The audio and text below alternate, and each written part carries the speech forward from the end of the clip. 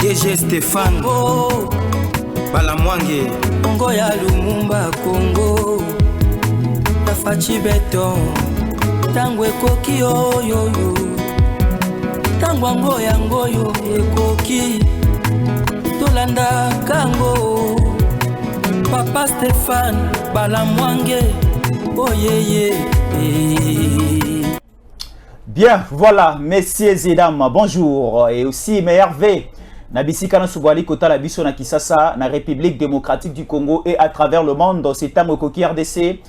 Avec Jésus Ankole, nous sommes là pour débuter la semaine ensemble avec vous. C'est le deuxième numéro de la semaine. Le premier numéro, c'était avec Stéphane Balamwange ensemble avec Joël Kitenge, qui sont de retour à Kinshasa. En direct du studio de Tango Koki RDC. Voilà, nous sommes déjà là. Irigeant, Cour constitutionnelle, tranche, décision, CENI validée et plusieurs arrestations à Kinshasa et à l'extérieur du pays, et à l'intérieur du pays, pardon, des députés nationaux tricheurs, des députés nationaux qui y avait des machines de la CENI dans leurs différentes maisons, sont maintenant à la disposition de la justice congolaise.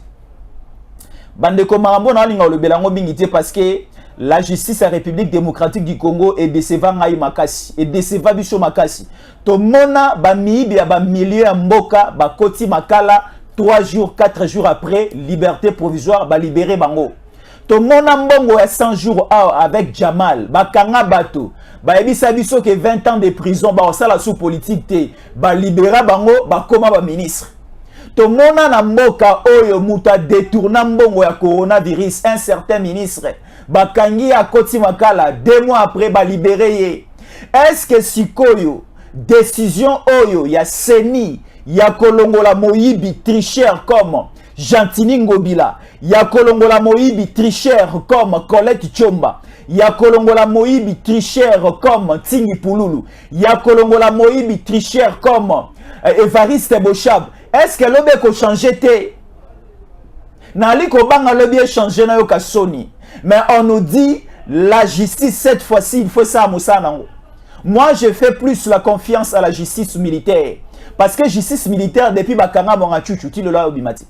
La justice militaire depuis bakanga Salomo Kalonda o asololaka na Kagame pona ko akoboma biso ti lelo na ba libérer eti. Mais la justice civile balibéra batebele de seva biso meto lingi ko kabato bazonga susute. Merci beaucoup, nous sommes en direct. Te recevons bino pendant quelques heures et il y aura vraiment des intercelles tout au long de cette émission. Merci beaucoup, nous sommes là. Moïse Katumbi Abeli Liboba, voilà ce qu'il est en train de dire. Mes chers compatriotes, qui est compatriote de Moïse Katumbi? Parce que Moïse Katumbi n'est pas congolais. Nous sommes des Congolais, Moïse Katumbi est zambien. Quand il est en train de parler, mes chers compatriotes, allez prononcer cela au niveau de la Zambie. Voilà, je continue. Moïse Katumbi, mes chers compatriotes, il n'y a pas d'autre solution que d'annuler les élections de fraude qui se sont déroulées en République démocratique du Congo au mois de décembre, 20 décembre. Voilà, Moïse Katumbi va déclarer, va publier, va demander cela au niveau de la Zambie. Ici, nous sommes en République démocratique du Congo. Les élections se sont bien déroulées, que ce soit l'élection présidentielle, élections législatives nationales, provinciales mais également municipales et les cas dans de très bonnes conditions. Tous avoir la cour constitutionnelle déjà en direct. Bakeko Funda Félix Antoine Tshisekedi Tshilombo et pas des candidats malheureux. Tomoni Théodore Ngoïna de Komususu, vous serez aussi en direct. Il y a cour constitutionnelle comme d'habitude. Bien voilà, Jésus encore ne sera pas seul. Je reçois pour une première fois. Na plateau à Tango Koki RDC, il est aussi Moïse politique à Mbokanabiso. Monsieur Oloir Jean-Baptiste, il est cadre du parti politique Aposem, hein, du parti politique Aposem, Alliance de paysans, des ouvriers et de la classe pour un développement durable. Donc il va bien marteler sur ça, mais c'est Oloir Jean-Baptiste Napesio Mbote. Napesio Mbote, papa. Merci. Et c'est mon abisso à Koyambayo. Bonne année à vous. Politique Nambo Canabiso écoute encore Pito Palais. Qui semaine passée, la CENI Zouaki Maloba et invalidé ba candidat député nationaux et belé et provinciaux aussi belé ba oyo ba zalaki na ba machine à voter na bandako na bango ba manipula ki makasi élection lors il y a le 20 décembre. Qu'est-ce qui s'est passé et yoko ka ba nouvelle wana au milieu bela kineni? Bonne année pe lokola yo pe lokola papa. avant ya kobanda nalingi nayebisa que politique ezala na posa ya baagitateur te. Politique aza na posa ya bato baza sérieux, bato baza crédible, n'est-ce pas? Pour bayi politique ezande bato oyo mboka atalaka pona bomo ina bango, vie na bango, tout ça. Makambu oyo seni asali. Mokonzi aseni azali bon matin. Mokonzi aseni amikabwana na batute pona kotambola Congo mobimba. Eza ba rapport oyo ekomelaki mokonzi aseni. Monsieur Kadima. Et sur base à ba rapport wana nde Monsieur Kadima asali ba enquête puisque 18 ans pour baya ko publier ba kombo ya bandeko wana. Et biso pe ba o tozala na ba enquête te mais to moni ba image. Mais la kosenga lisusu na président aseni Monsieur Kadima aye ba ko continuer na ba enquête pour bato wana basilité bazali ebele. Donc à part 82 bato ebele pe lisu bazali. Mais bazali ebele. Ngai o nazo lobela yo nazalaki candidat député provincial na limité. Mais tout le monde m'a ramboui à somme on a kati à limité. Vous comprendre? Tout le monde m'a ramboui à somme on a kati à limité. Makambonini. Bon, il y a un candidat mususu to ko tanga kombote mais na premier rapport ba candidat wana bazala na deuxième rapport pe na candidat na bazala ki mais na liste o ya seni to moni ba candidat wana ti. Omoni donc ba ko bebi sa réputation ya mboka te pour na groupe ya batu. Mais peut-être bomona ki yango pe na babilili pour na ko tanga ba kombo ya batu te. Mais nazo ko tangela o ba tanga bango na ko tangela yo pour comprendre dans tangelo ba école. Ozui itea mumbele o babenga agricole na école wana soko kei ba opesa ba rapport dio so ba candidat ba sala ba sabotage oye na école ya école protestante ya CBB na Sanza soko leki wana ba candidat ba sali makambo ya somo batamboli banda 23h ti 3h oye na école ba bengi mabaya et un candidat qui est école wana en otage ou une école ba bengi Saint-Amand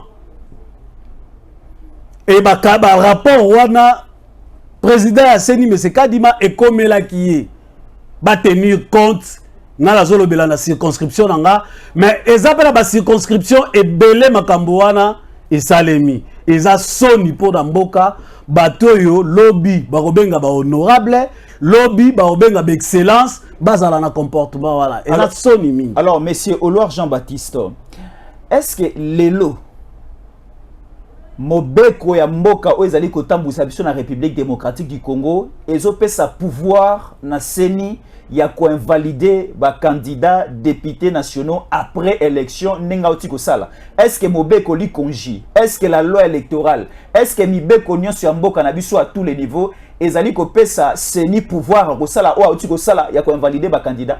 Oui. Constitution mobeko anezati. Mais seni ezali institution d'appui à la démocratie. Loi o ezoko pesa seni pouvoir asala musala na ye bat ba votango eza ba parlementaire. Mais na kati ya loi na ezoko pesa président ya seni na ba kondi ya seni pouvoir ya ko invalider ba candidature ya ba candidat oyo batamboli malamu te oyo pe ba déposer ba dossier na bango malamu te. Rappelez-vous tangu tokenda ko déposer ba candidature na biso ceux qui vont remplir les conditions exigées par la CNT, candidature na yo ba kondima yango na CNT. Wana avant élection. Wana avant l'élection. Donc je parle de dépôt de candidature. Ceux qui en amont CNI azana pouvoir ya ko rejeter candidature. En avant le CNI azana pouvoir wana. Pourquoi? Puisque la CENI a la mission d'organiser les élections crédibles et transparentes. La crédibilité de l'élection bandara wapi.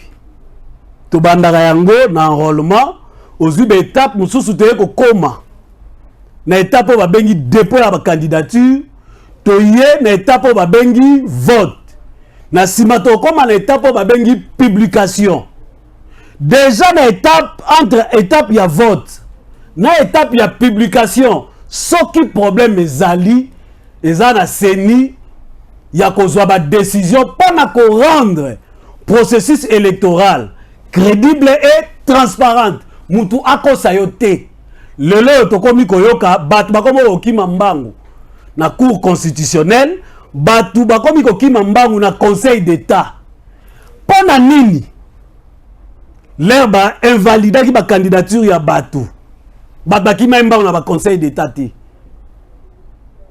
ndeko ozo comprendre bakam nazoloba et lelo bokomi kokima mbangu kuna te politique eza monde ba médiocre te et Kadima comme président et institution d'appui à la démocratie a occupé ko encaisser ba médiocrité a ko ndima pe ba makambo a ko encaisser makambo ba médiocrité a occupé ko ndima ba médiocrité oyoki ndeko makambo nazo ko yebisa yo très bien donc batouana déjà bazan sanctionné quelques irrégularités au seni a ko découvrir té wana nde eurokende na cour constitutionnelle batika conseil d'état tranquille puisque conseil d'état a tranché ba problème d'ordre administratif batika est tranquille batika pe cour constitutionnelle tranquille ngonge koya ne ba kokende na cour constitutionnelle donc batika seni a continuer dans musala na ye ya ko publier ba liste ya ba fraudeur batikali après a publier ba résultat.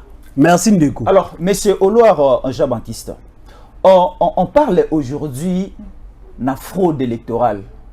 Lelo oyo, machine à voter, ba bulletin auto utilisé qui pour voter président de la République, ba députés nationaux, ba députés provinciaux, ba conseillers municipaux, ce sont des matériels propres à la CENI. Mais comment expliquer aujourd'hui les machines à voter et commis na maboko ya ba candidat yo ozalaki candidat député provincial boni ba machine et comment qui na niveau na bino c'est que c'est la CENI qui avait remis des machines à vous les candidats pour faire tous ces pagailles.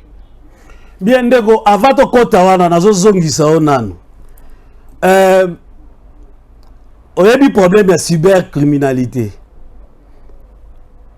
Eza ba ennemi à président de la République nde bazaki infiltré na kati ya lingomba politique ya chef de l'État. Zela pardon. Olobaka cybercriminalité. Zela pardon. Bauti pa Kabila baye. Ndeko na bino bato IDPS na bino bato bobandana Tshisekedi bien avant bo apena kati ba invalidé. Ndeko makambo lazo kolobela yo soki obungisinga ba idée mboka ekozala na problème na mukolo ya lobby po bato yo bakoponama baza ba honorable misusu ba koma ba excellence soki tozui de piètres personnes je vous rassure que lobby mboka ekoma la problème ndeko na continuer yo ozomona est-ce que ozomona ba arrêter ezobima la ba ministère ndenge zoko salema ozomona ba arrêter wana yo ozomona ndenge bato bazoko ministère ekomi eloko akob ndeko tika na pesa o ba réponse ya malamu na cybercriminalité babandai ko déjà koluka ba infiltrer serveur à CENI po ba e bana ko tricher et tomoni pendant période ya campagne awa ba ini ya peuple au fini numéro 20 ezopesa numéro mususu au fini numéro 2 ezopesa numéro mususu donc ezaki complicité et bandi leloté ezaki complicité et banda kala bandeko mingi oyo baye ko infiltrer biso eza bandeko mingi bazalaki fidèle président Joseph Kabila de fidèles s'il vous plaît oyo babango babandeko loba ngai soki Kabila te Kabila totondi onano te Kabila ou rien mais tala sort ba réserver là président Kabila. Wana kinke molumba Kabila totondi ona noté. Ozo comprendre président Kabila zo batu mususu alongoli gouverneur aye ay gouverneur na Kinshasa boye na boye tout ça là ndeko po ani biso ba congolais to bossa na ka histoire et na groupe bandeko wana romona bandeko mususu azaki na arc alongwe arc akeboye et bandeko wana mususu ba bata campagne en 2018 n'est-ce pas na combo ya opposition pendant que bazalaki na union sacrée bandeko wana mususu na 2011 bazwa 300 voix mais ba publier bango ba député et heureusement cour constitutionnelle et longola bango machine à voter et comme pas ozo comprendre et problème ya machine à voter ozo koloba Olandi déclaration non yo Olandi et puis ah nzambe na oyeba te Congo oyo mutu aza l'aise alobi machine wana o bayaki ko botola et pas ya candidat Songolo ndeko ko botola DG pas ya candidat Songolo wana za preuve te au moins ko za liboma ndeko pona ko yeba koloba te machine wana bayaki ko botola ngo et pas président et pas ndeko Songolo nde président Kabuya secrétaire général Kabuya batu na ende bayaki ko zwango et pas ya mutu wana et que ndeko sala nini maloba déjà o ebimi pas batuana est-ce que cour constitutionnelle azala prévenu nozo luka pour batuna bango mo bazo ndimake machine wana ezala ki pas la biso mususu alobi aza prêt à dénoncer mutu apesa ki machine na droit na mutu azo corrompre mutu na mutu azo ndima corruption ba sanctionner ye et nazo ko senga na seni ba mener enquête batala ba chef de centre ba chef d'antenne les chefs provinciaux à Seni machine au bapesa ki bango et comme na maboko ya batu ndengeni tout ce monde là doit être sanctionné pour la miko saka na mboka na ba centre mususu bandeko bakomi nazo bakisela yo élément un centre de vote il faut ça na minimum 5 machines à voter ou 4 un bureau bien centre un centre de vote. Parce que puisque un bureau 5 ou 4 machines constituent déjà donc 3 donc pardon, un centre de vote a plusieurs bureaux à l'intérieur. Le bureau ya ngana na le 5 ba machine ya ba bureau msusu ke wapi.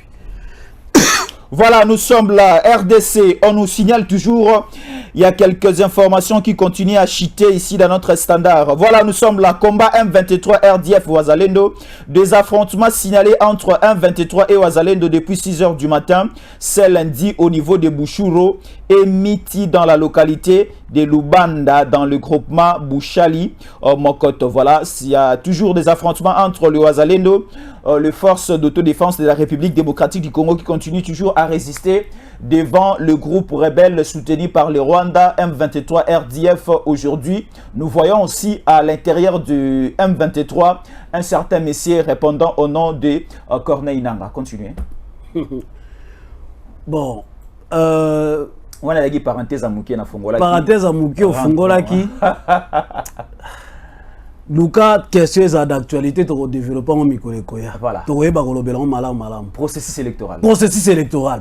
Bio, au moins, dans le centre Moko, des bureaux ont fonctionné. Si on a dit qu'on fonctionnait, qu'on a cassé, ma machine est coufée, mais ma machine est zati. Un bureau ont fonctionné, ma machine est ékeyi wapi. Neko.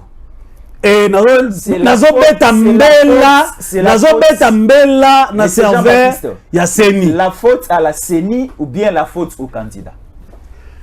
Bien. Faute est à partager. Vous comprendre? Faute est à partager puisque yo mutoza la makanisi ya ngai bazobenga honorable. Nazo idée okende ko corrompre bato. Faute munene zozonga na ngana pas candidat. Vous comprendre? Deuxièmement, Ngaï, je suis censé organiser une élection crédible, c'est-à-dire que j'ai Seni. Seni a sous bateau, la moralité à ma bête. Oui. Sans la moralité à ma bête, Seni a sous bateau, on a dit sous-souté. Tant que Seni Soni. Vous comprenez? Congo et qu'on continue à cause la Congo et à aventurier et la sélection naturelle est en train de se faire. Naturellement, Batouba a éliminé pour mouké l'espace politique à Congo et ils ont déjà permettez-moi d'utiliser ta terme mogo religieux purifié. Ils ont déjà assaini le côté de terme environnement. Donc naturellement Congo est sous raté puisque Moutou a koki ko bongisa bien ko kanga ba fodder ni otumba la mokote na kiyungulu bantsengele kaka et bantsengele wana to bando découvrir ango avant 5 ans ya président de la République ici là to découvrir bato là bako longa l'espace politique bako kende il faut batika Congo o ya lobby Congo ya développement Congo est en vocation pour le devenir de l'Afrique et ça la musala pour l'Africain basilicaté. Très bien, Tolobara Boena Masese, Mboa ou encore on taba changer un régime alimentaire na été tabolongo na kisasa soroke na États-Unis olukaka pondo akosengo musunité. Donc bateau ba otaki na FCC ataba koti na lignée na rang ya union sacrée. Tomoni ke ba changer ka te bazaka na régime alimentaire ya kala ya Kabila wana. Donc ba continuer ka kolia pondu, ba continuer ka koboma peuple, ba continuer ka kopier ke salita. Yango tolobi ke taba a changer ka régime alimentaire na été. Ato longoli na mboka na mayombe au Kenya na Paris na France a rosingo ka ponda rosingo musunité. Ezaloka bandeko ya FCC. Basa mibali o a sente mwasi azowanga na zemi mais tango mwasi a robota mwana olandaka elongi na ye. Donc zemi o bawanga naka ceux qui mwana bota malandaka elongi ya moto wanga na kizemi.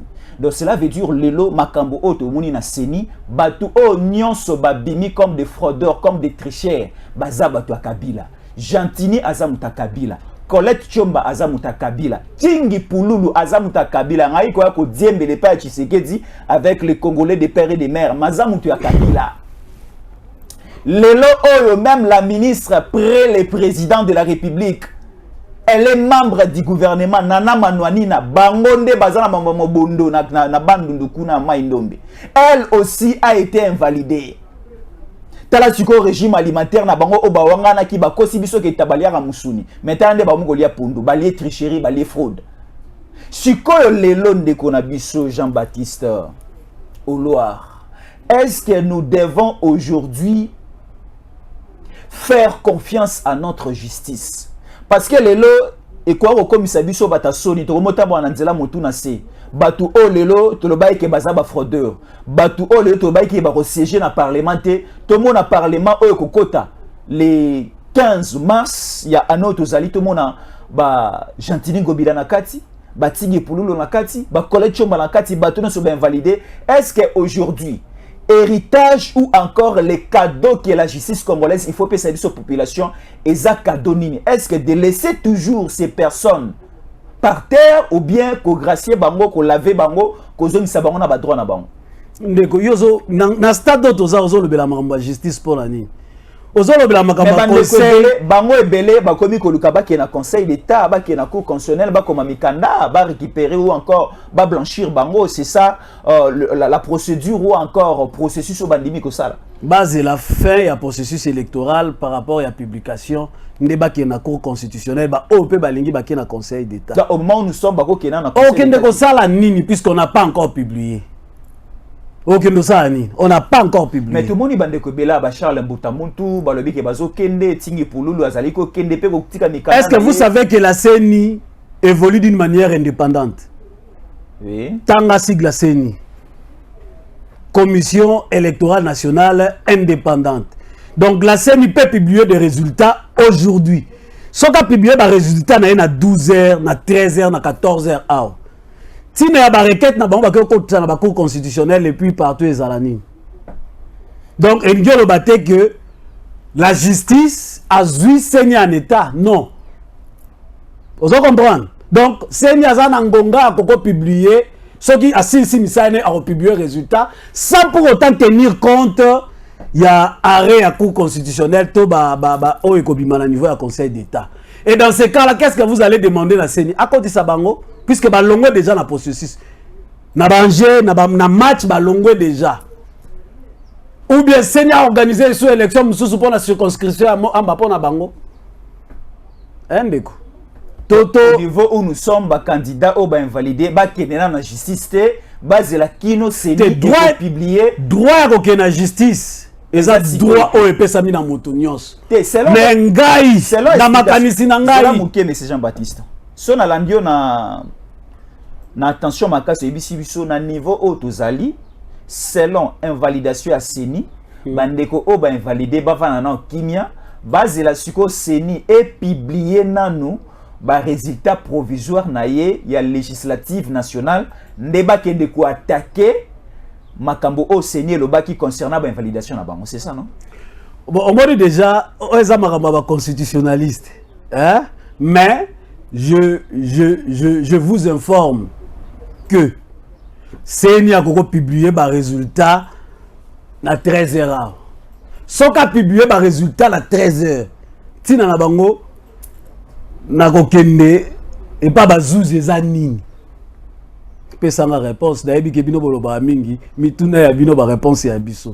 Voilà. Soka publié donc na 11h a publié na 12h.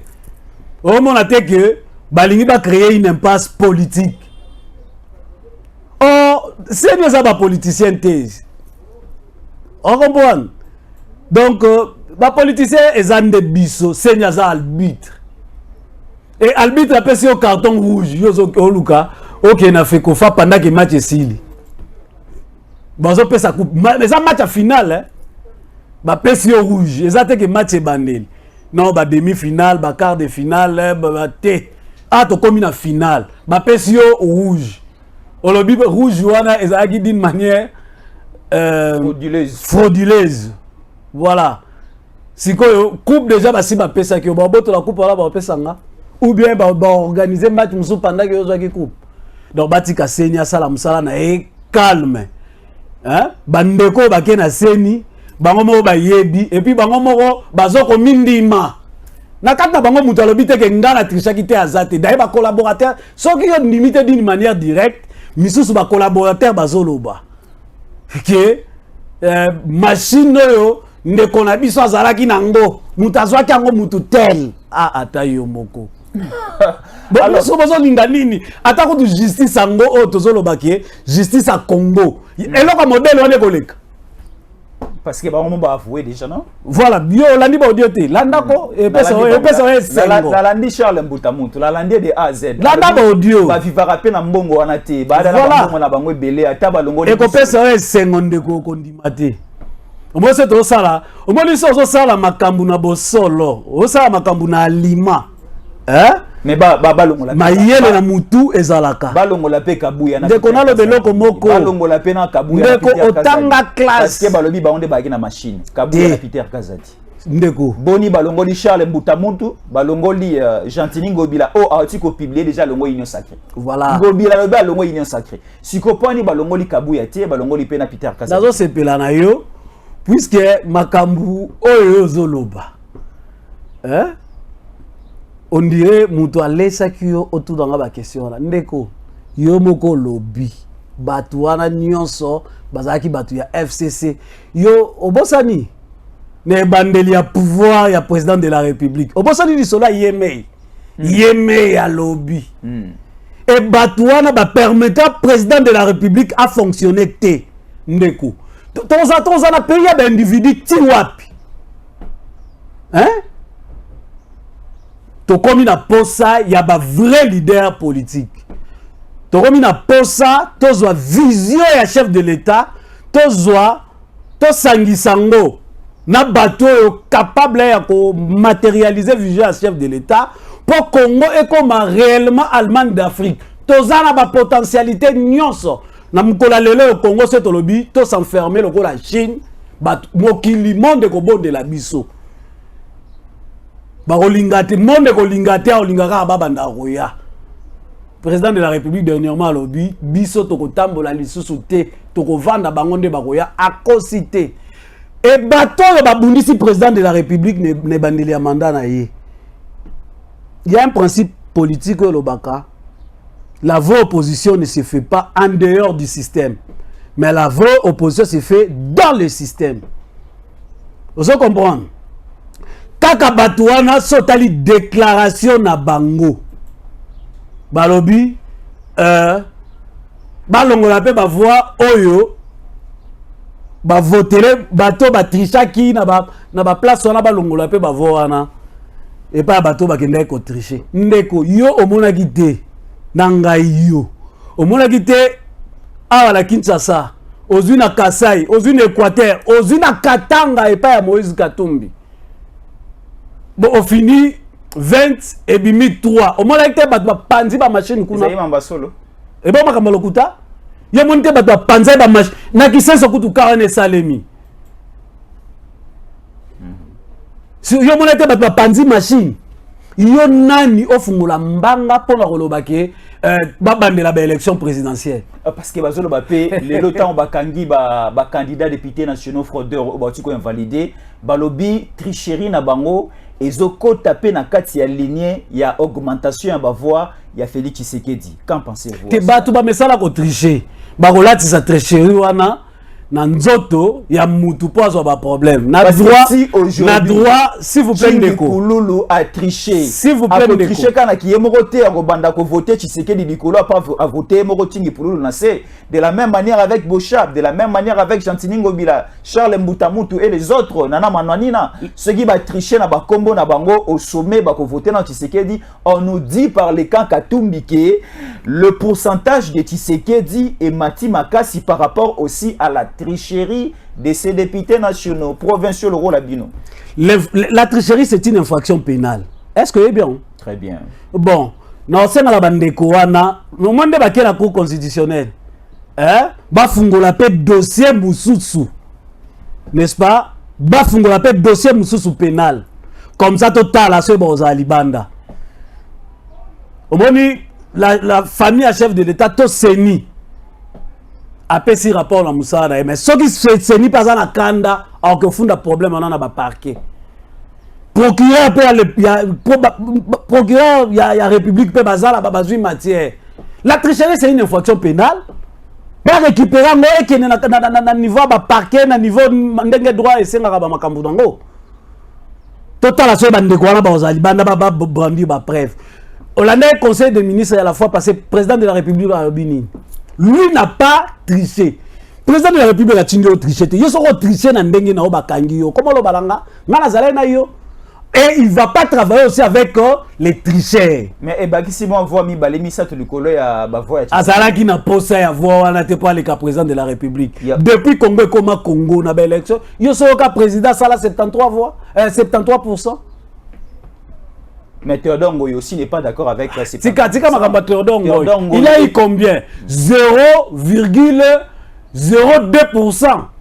Même candidate à la députation provinciale, à la députation nationale Moamba, Madame Monique Moukwa, Azuba Vokoleka, Théodongo. Il y en a 0,0. Pourquoi pas qu'il combien? Pour makambo que l'obé au salani. Ndeko tika makambo ko lobawana Fati aza président Yangonga Oyo Nzambe apesi bisoye. Na bato ba bande ko boudé Fati ba voter Fati. Je te donne un cas ya Goma ou totanga en actualité. Qui pouvait imaginer que na Goma ba ko kende ko voter Fati sous pluie battante? Qui pouvait imaginer? Va voter na Goma souple oui battante. Et bon bisanga nini. Et un espace Katanga. Il y a une place où abimi premier. Non, koloba boyete. Ngala koyebisa yo. Kuna ko simbate papa nanga kuna ko simbate Katanga te. Katanga Moïse Katumbi était champion. Non, il était à la place où azui on dimi quand même hein. À la place où azui. Je suis démocrate non? Hein? Mais il y a la circonscription où Fatia Bimi premier coup. De voilà ça yo. Mais tala ba voix Fatia na Lubumbashi non, européen ça maele non. Ah bon? Voilà. Fatia Beti Katumbi na Lubumbashi. Ah Beti mabe. Ah bon? Très bien. Félix Antoine Tshisekedi Tshilombo a obtenu 73% selon les résultats publiés provisoirement par la Commission électorale nationale indépendante le 31 décembre 2023. Et Tshisekedi a vraiment son deuxième mandat en main. Parlons maintenant des enjeux du deuxième mandat de Tshisekedi. Qu'est-ce que Tshisekedi doit faire maintenant? C'est que Tshisekedi a loupé au premier mandat, nous sommes au deuxième mandat, et donne un peu de petite orientation, si je peux dire dans ce sens-là, à notre chef, à notre président. Il faut faire ceci, il faut faire cela, sur le plan sécuritaire, sur le plan politique, sur le plan économique, sur le plan de la reconstruction des routes, des hôpitaux, des écoles. Essayez un peu d'étaler quelque chose pour ce second mandat. Bien dit. Pour le prochain mandat, le président de la République doit travailler. Pour ces mandats déjà. Oui, pour ces mandats, puisqu'il n'a pas encore, il n'a pas encore prêté serment. Il en a déjà. Non, pas encore. Il va prêter. Il a déjà ses mandats. Voilà. Pour ces mandats, comme vous voulez que je le dise, que le président de la République puisse travailler avec des connaisseurs. Vous voyez. Donc, au premier mandat, le président n'avait pas de connaisseurs. Il n'était pas entouré avec des connaisseurs. Ne m'embrouillez pas et ne m'emmenez pas encore dans ces débats-là. Laissez-moi terminer un peu mes idées comme ça. Vous allez me comprendre. Appelez les chiens par son nom. Bon, je dirais, il n'avait pas travaillé avec de véritables connaisseurs. C'est-à-dire, c'était les alliances politiques, n'est-ce pas? Les alliances ont fait à ce que le président travaille avec les autres pour les satisfaire. Mais cette fois-ci que le président de la République travaille avec les connaisseurs, c'est-à-dire la vision du chef de l'État. Sa vision était de faire de Grand Congo un pays très développé. Et la raison pour laquelle, dans sa philosophie, il a pensé de faire du Congo l'Allemagne de l'Afrique. Et par rapport à ça, faire l'Allemagne de l'Afrique, on ne refuse pas. Il a lancé un méga projet, le projet de 145 territoires. PDL. Voilà. Et le projet là, que ce soit pas seulement le projet d'infrastructure, que ce soit aussi un projet en termes de production, puisque c'est la production qui va donner de devises au niveau de la banque. C'est avec la production qu'on va même parler du social. C'est avec la production qu'on va parler de tout. Quand vous parlez de la production, vous faites allusion à quoi? Il faut faire l'agriculture, des activités agricoles. Vous faites allusion exactement à quoi? Quand je parle de la production, je vois la production sur tout le plan. Je vois la production agricole, je vois la production minière, je vois même au niveau des universités. Et le président de la République, dans son discours de la fois passée, a toujours dit que la formation professionnelle est le pilier du développement du pays. Il a une vision que les gens n'arrivent pas à matérialiser. Vous comprenez? Et les gens ne maîtrisent pas réellement de le dire du président de la République. Et le président de la République ne peut pas se substituer à des services pour la matérialisation de sa vision. Il y a dysfonctionnement entre la vision du président de la République et ses collaborateurs et les services. Vous comprenez? Il a quelque chose que lui-même regrette à tout moment.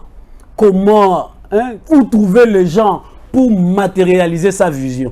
Et moi aujourd'hui, je vous dis, je ne sais pas si le président de la République va me suivre, c'est la formation professionnelle que le président de la République va matérialiser sa vision. Puisque c'est à travers ces ministères qu'on va former des experts de tous les niveaux. Est-ce que vous pouvez vous imaginer, le Congo est en train de souffrir d'un problème de main-d'œuvre pendant que nous avons, pendant que la population congolaise est jeune. Vous pouvez vous imaginer.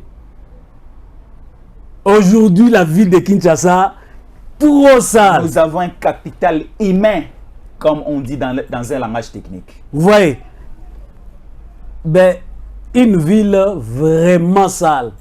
Bon, il paraît, il y avait Kimbope, toi. Mais, moi, si j'étais dans la vision de chef de l'État, déjà, au niveau de Kinshasa ici, on allait déjà commencer à former les techniciens de l'environnement. Puisque vous savez, nous avons des projets, mais sans avoir des personnes qualifiées pour réaliser ces projets. Très bien. Vous comprenez? Moi là, technicien, puisque l'environnement c'est un terrain très vaste, hein. Je parle seulement l'environnement en matière de la propriété de la ville. Mais il y a plusieurs matières de l'environnement.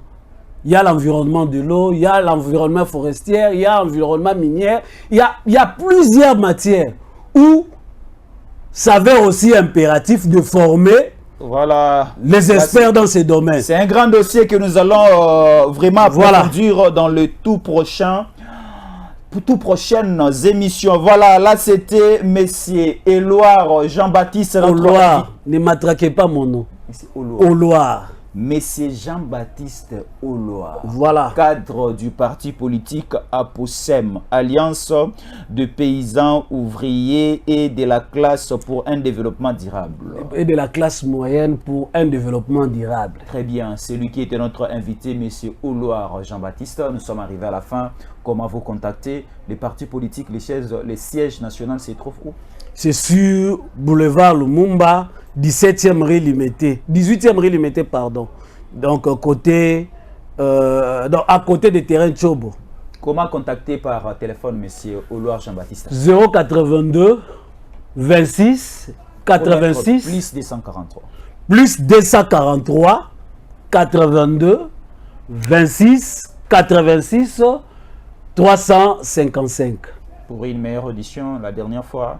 Plus 243 82 26 86 355. Voilà. Merci beaucoup, monsieur Jean-Baptiste Oloir, cadre du parti politique APOSEM, celui qui était notre invité spécial de ce premier numéro de Jésus en collé aujourd'hui lundi. Merci beaucoup de nous suivre de partout. Merci beaucoup de continuer à suivre Tango Koki RDC. Voilà, nous sommes là.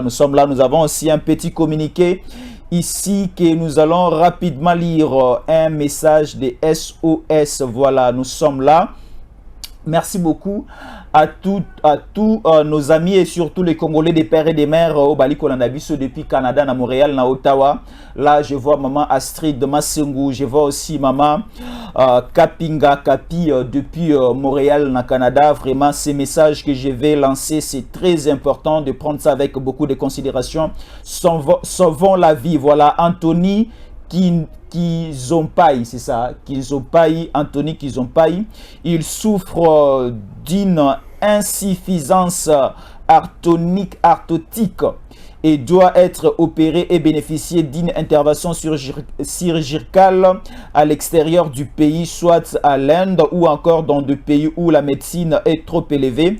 Alors nous demandons votre intervention, votre assistance. Vous avez besoin aujourd'hui d'assister notre ami que vous voyez, appelez sur ce numéro plus 243 81 66 66 93 849. Je peux encore répéter les numéros de contact, plus 243 81 66 93 849, ou encore appeler au numéro plus 243 84 09 38 987. Aider vraiment et sauver la vie de ces monsieur. Il est ancien étudiant de l'INIKIN, ancien aussi élève au collège Saint-Joseph ex-Elikia. Donc Anthony Kinzumpaï, il souffre d'une insuffisance aérotique et il a besoin d'une intervention chirurgicale à l'extérieur du pays. Veuillez sauver de vie. Merci beaucoup à notre tonton qui nous suit depuis la France, on a Lille, monsieur Jean-Marie Pongi. Voilà, un message de SOS est lancé, appelez-nous par le numéro que je viens là de citer ou encore appelez au numéro de Jésus en collé plus 643 81 57 20 388. Votre aide et aussi votre assistance va bel et bien arriver à la destination chez notre cher ami Anthony Kinzumpai qui souffre. Il est gravement malade pendant que nous sommes en train de parler. Merci beaucoup à Keita Kabamba. Kalamba. Madame Keita Kalamba, merci beaucoup, nous vous saluons. Elle était aussi ensemble avec nous aujourd'hui, elle nous a assisté. Surtout, merci beaucoup à tous nos amis qui nous sont toujours fidèles et à la prochaine. DG Stéphane Balamwange Congo ya Lumumba Congo Tafachi Beton Tangwe Koki Oyoyo Tangwango Yangoyo Ekoki Tolanda Kango Papa Stéphane Balamwange Oyeye